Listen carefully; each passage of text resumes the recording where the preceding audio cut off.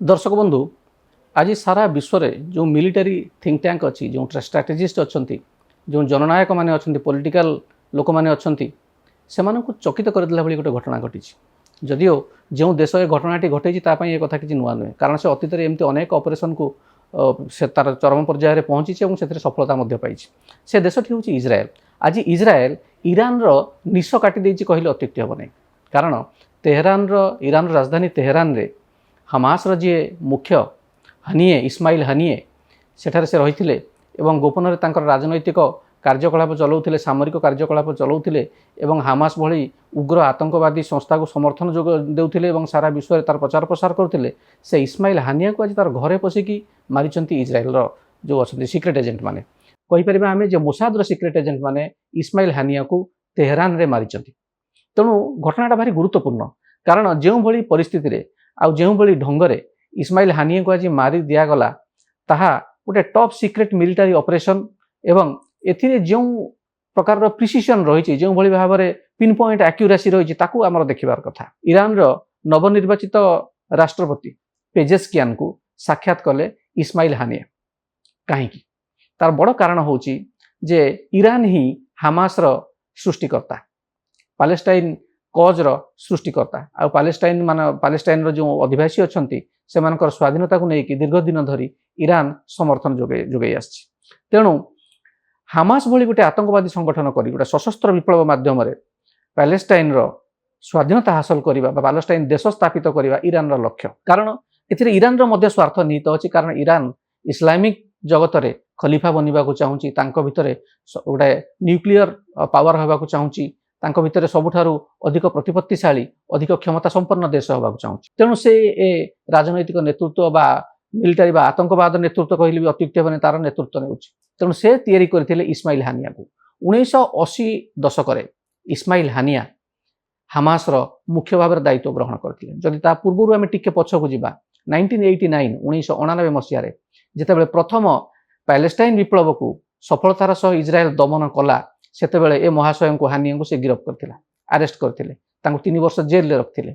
आउ तापरे लेबानन आ इज्राएल मध्य थिबा गोटे नो मैन्स लैंड अच्छी जोटि कि निर्वासित कर दिया जायतिला तापर से सेठार लुचि ईरान जाइथिले पारे एवं ईरान रे तांको राजनैतिक आश्रय मिलथिला। ये ठीक से भलिया कथा जेमति दाऊद इब्राहिम भारत रे अपराध घटै जायकि पाकिस्तान रे लुचिथिला।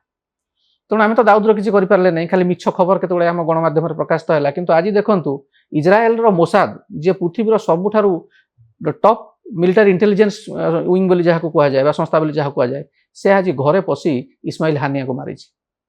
तेणु अतीत में एमती अनेक मिलिटारी कमांडर मान हामास जो मैंने नेतृत्व नौथिले से इज्राएल ये भाव में जो एसासिनेशन जहाँ को कह जाए इंग्राजी राज हत्या जोटा करे गुप्त हत्या जोटा करे से भाव में मारी। आज ठीक ये भाव में नाटकीय ढंग से ईरान नवनिर्वाचित राष्ट्रपति सहित हैंडसेक करके आसबार मात्र केते मिनिट भितर उड़े देछन से माने। आउ ये घटनार पुष्टि करिछि निजे ईरान रो जो रिवोल्यूशनरी गार्ड्स कॉर्प्स अच्छी से निजे घटनार पुष्टि करछंती आउ सेमानकु ए कथा कहिसंती जे एटा गोटे बड़ निंदनीय कथा आउ गोटे कायरतार सह गोटे भीरुतार सह इज्राएल रो जो गुप्तचर संस्था रही तार एजेंट माने जो भाई लुचि छपिके आक्रमण कले ताको आमे छाड़िबुन। तेणु बारंबार आमे देखिछु जे इस्लामिक जगत भितर आउ इज्राएल भितर एमती वाक्य विनिमय हेछि तुमी तोफान हेछि लड़ई हेछि। तेणु अक्टोबर 7 तारिख रे गत वर्ष जो भली भाव में हामास लोक मैंने इज्राएल भितर पशि दक्षिण इज्राएल भितर पशिकी जो नरसंहार करथिले तार प्रतिशोध नेला इज्राएल गाजा स्ट्रिप को धूली मिसईदेला।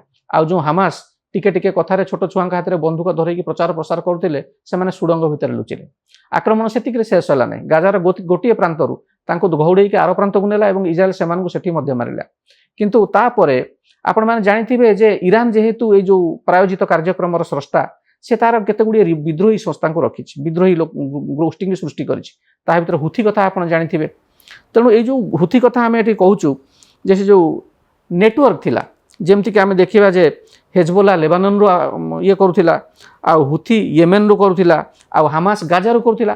तेणु गाजा लेबानन आमर येमेन ए तीनोटी स्थान में जो भिन्न भिन्न विद्रोही संस्था जो गोष्ठी माने इज्राएल विरुद्ध में छामुआ संगठन रही लड़ई करते प्रत्यक्ष बा परोक्ष भाव में से नेतृत्व करते इस्माइल हानिया।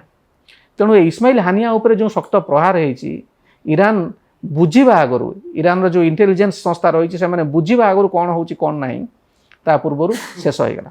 ଏଠି ଆଉ ଗୋଟିଏ ପ୍ରସଙ୍ଗ ଆପଣମାନଙ୍କୁ କହିବି ଯେ ଆର ଠିକ୍ ଏଇ ଘଟଣାର ଠିକ୍ ପୂର୍ବରୁ ଇସ୍ରାଏଲ ଯିଏ ପ୍ରଧାନମନ୍ତ୍ରୀ ଅଛନ୍ତି ଯାହାଙ୍କୁ ତାଙ୍କ ନିଜ ଦେଶରେ ବିରୋଧର ସମ୍ମୁଖୀନ ହେବାକୁ ପଡ଼ୁଛି, କାରଣ ତାଙ୍କ ଦେଶରେ କିଛି ଲୋକ ଅଛନ୍ତି, ଯେମିତି ଆମ ଦେଶରେ କିଛି ଲୋକ ଅଛନ୍ତି ପାକିସ୍ତାନକୁ ଭାରି ସମର୍ଥନ କରିବେ, ବାଂଲାଦେଶକୁ ସମର୍ଥନ କରିବେ, ନିଜ କଥା ଭୁଲିଯିବେ। ଠିକ୍ ସେମିତି ତାଙ୍କ ଦେଶରେ ଯେଉଁ ଲୋକମାନେ ଅଛନ୍ତି ସେମାନେ ବର୍ତ୍ତମାନ ତାଙ୍କ ପ୍ରଧାନମନ୍ତ୍ରୀଙ୍କ ବିରୁଦ୍ଧରେ ବିଦ୍ରୋହ କରୁଛନ୍ତି, ବିପ୍ଳବ କରୁଛନ୍ତି, ରାସ୍ତାକୁ ଓହ୍ଲେଇ ଆସିଛନ୍ତି। ସେମାନଙ୍କର କହିବା କଥା ଯେ ଏତେ ଦିନ ଧରି ଯୁଦ୍ଧ ଚାଲିଲେ ମଧ୍ୟ ଆମେ ଗୋଟେ କିଛି ନିର୍ଣ୍ଣାୟକ ପରିସ୍ଥିତିରେ ପହଞ୍ଚି ପାରିଲୁ ନାହିଁ। ଆମେ ସମସ୍ତ ପଣବନ୍ଦୀ ଯାହାଙ୍କୁ ହାମାସ ପଣବନ୍ଦୀ କରି ରଖିଛି ସେମାନଙ୍କୁ ଆମେ ମୁକୁଳେଇ ପାରିଲେ ନାହିଁ। ଏ ଆରୋପ ଆସୁଛି।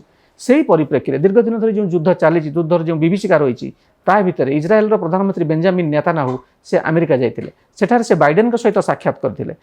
ଯାହା ଜଣାପଡ଼ୁଛି ଯେ ଆମେରିକା ପ୍ରତିଶ୍ରୁତି ଦେଇଥିଲା ଯେ ଇସ୍ରାଏଲର ଯାହା ଅସ୍ତ୍ରଶସ୍ତ୍ର ଦରକାର ହେବ, ଯାହା ଗୋଳା ବାରୁଦ ଦରକାର ହେବ, ଯାହା ପ୍ରିସିସନ୍ ମ୍ୟୁନିସନ୍ସ ଦରକାର ହେବ ସେଗୁଡ଼ିକ ସେ ଯୋଗାଇ ଦେବ। ଏବଂ ଆମେରିକା କଥାଠାରୁ ଭରସା ପାଇଲା ପରେ ହୁଏତ ଏହି ସମୟରେ ଇସ୍ରାଏଲର ପ୍ରଧାନମନ୍ତ୍ରୀ ବାଇଡେନଙ୍କ ସହ ଯୋଗାଯୋଗ କରିଥିବା ଏ କଥା କହିଥିବେ ଯେ ଇରାନର ନୂଆ ରାଷ୍ଟ୍ରପତି ଯିଏ ଜଣେ ରିଫର୍ମିଷ୍ଟ, ଯିଏ ଜଣେ ହାର୍ଟ ସର୍ଜନ, ସେ ଯେଉଁ ହାନିଆ ସହିତ କେମିତି ହାତ ମିଳାଉଛନ୍ତି ଆଉ ହାନିଆର ଉପସ୍ଥିତି, ହାନିଆ କେଉଁ ଜାଗାରେ ଅଛି ସେ ବିଷୟରେ ସଠିକ୍ ଖବର ହୁଏତ ସେ ବାଇଡେନକୁ ଦେଇଥିବେ ଏବଂ ତାକୁ ହତ୍ୟା କରିବା ପାଇଁ ହୁଏତ ସେ ବାଇଡେନଙ୍କ ସହ ମତାମତ ମଧ୍ୟ ଗ୍ରହଣ କରିଥାଇପାରନ୍ତି। ଆଉ ତାର ଠିକ୍ ପରେ ଯେତେବେଳେ ହ୍ୟାଣ୍ଡସେକ୍ କରି ଇରାନର ରାଷ୍ଟ୍ରପତିଙ୍କ ସହ ଆସୁଛନ୍ତି ହାନିଏ, ତାପରେ ତାଙ୍କ ଉପରେ ଆଟାକ୍ ହେଉଛି।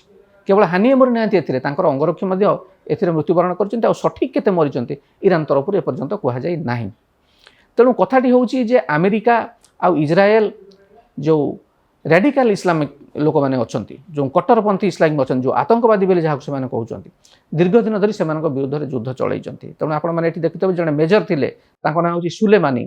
ସୁଲେମାନି ଯେତେବେଳେ ଇରାକର ଯେ ସେତେବେଳେ ପ୍ରଧାନମନ୍ତ୍ରୀ ଥିଲେ ତାଙ୍କୁ ଦେଖା କରିକି ଆସୁଥିଲା ବେଳେ କିଛି ଦିନ ତଳେ ତାଙ୍କ ଉପରେ ମିଜାଇଲ ଷ୍ଟ୍ରାଇକ୍ ହେଇଥିଲା, ଆମେରିକାର ଡ୍ରୋନ୍ରୁ ମିଜାଇଲ ବର୍ଷା ତାଙ୍କ ଉପରେ ଆଟାକ୍ ହେଇଥିଲା ଏବଂ ସେଥିରେ ସେ ମରିଯାଇଥିଲେ।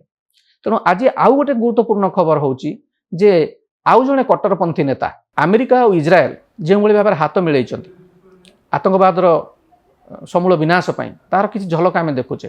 ଠିକ୍ ଏଇଭଳି ଭାବରେ କିଛି ଦିନ ତଳେ କାସିମ୍ ସୋଲେମାନି ବୋଲି ଜଣେ ମେଜର ଜେନେରାଲ ଥିଲେ ଇରାନର ଯେଉଁ ରିଭଲ୍ୟୁସନାରୀ ଗାର୍ଡସ୍ ରହିଛି ତାର। କାସିମ୍ ସୋଲେମାନି ଇରାକର ରାଷ୍ଟ୍ରପତି ଯେ ଅବଦୁଲ ମାହାଦି ତାଙ୍କୁ ଯେତେବେଳେ ଦେଖା କରିକି ଫେରୁଥିଲେ ତାଙ୍କର ଲୋକେସନ୍ ବିଷୟରେ ଆମେରିକାର ଜାଣିପାରିଥିଲା ଏବଂ ତାଙ୍କ ଉପରେ ଡ୍ରୋନ୍ରୁ ମିଜାଇଲ ଆଟାକ୍ ହେଇଥିଲା ଏବଂ ସେଥିରେ ସୋଲେମାନିଙ୍କର ମୃତ୍ୟୁ ହୋଇଥିଲା। ଏଇଟା କିଛି ଦିନ ତଳର ଘଟଣା। ଆଜି ଠିକ୍ ସେଇଭଳି ଭାବରେ ଆଉ ଜଣେ ଲୋକଙ୍କୁ ଯିଏ ଆମର ହମାସର ମିଲିଟାରୀ ପରାମର୍ଶଦାତା ଥିଲେ, ଅର୍ଥାତ୍ ଏ ଯେଉଁ ଲୋକ ନିହତ ହେଲେ ଯିଏ ଇସ୍ମାଇଲ ହାନିଆ, ତାଙ୍କର ଯିଏ ମିଲିଟାରୀ ପରାମର୍ଶଦାତା ଥିଲେ ତାଙ୍କୁ ମଧ୍ୟ ମାରିଦେଇଛି ବୋଲି ଇସ୍ରାଏଲ ଦାବି କରୁଛି। ତେଣୁ ଗୋଟିଏ ଦିନରେ 2 ଜଣ ଟପ୍ ହାମାସ ଲିଡରଙ୍କୁ ମାରିବା ଇସ୍ରାଏଲର ଯେଉଁ ଗୁପ୍ତଚର ସଂସ୍ଥା ରହିଛି ମୋସାଦ, ତାର ଯେଉଁ ପରିପକ୍ୱତା ରହିଛି, ତାର ଯେଉଁ ଦକ୍ଷତା ରହିଛି ସେଇଟାକୁ ସୂଚାଉଛି। କୁହାଯାଉଛି ଯେ ଫୌଦ ଶୁକୁର ଯିଏ 1983 ମସିହାରେ ବିରୁଟରେ ୟୁଏସ୍ ମରିନ୍ସ ଉପରେ ଯେଉଁ ବୋମା ବିସ୍ଫୋରଣ ହୋଇଥିଲା ସେ ଘଟଣାରେ ସେ ଲୋକର ସମ୍ପୃକ୍ତି ଥିଲା। ଆଜି ଫୌଦ ଶୁକୁରକୁ ମଧ୍ୟ ଇସ୍ରାଏଲର ଯେଉଁ ସିକ୍ରେଟ୍ ଏଜେଣ୍ଟ ମାନେ ରହିଛନ୍ତି ସେମାନେ ମାରିଦେଇଛନ୍ତି ବୋଲି କୁହାଯାଉଛି। ତେବେ ଗୋଟିଏ ସମୟରେ ଫୌଦ ଶୁକୁରର ମୃତ୍ୟୁ ହେବା, ଇସ୍ମାଇଲ ହାନିଆ ଯିଏ ହାମାସର ମୁଖ୍ୟ, ତାର ରାଜନୈତିକ ଏବଂ ତାର ଯେଉଁ ସାମରିକ ମୁଖ୍ୟ, ତାର ମୃତ୍ୟୁ ହେବା କାହିଁ ନା କାହିଁ କୌଣସି ନା କୌଣସି ସ୍ଥାନରେ ଇରାନ ପାଇଁ ଏକ ଶକ୍ତ ଝଟକା। ତେଣୁ ଦର୍ଶକ ବନ୍ଧୁ, ମୁଁ ଆପଣଙ୍କୁ ହାନିଆଙ୍କ କଥା କହୁଥିଲି ଯେ କେମିତି ନିହତ ହେଲେ, କିନ୍ତୁ ଯଦି ଆମେ ଦେଖିବା ଏପ୍ରିଲ ମାସରେ ହାନିଆଙ୍କର 3 ଜଣ ପୁଅ ଏଇଭଳି ଏକ ଆକ୍ରମଣରେ ମୃତ୍ୟୁବରଣ କରିଥିଲେ। ସେମାନଙ୍କର ନାଁ ହେଲା ହକିମ, ଅମୀର ଆଉ ମହମ୍ମଦ।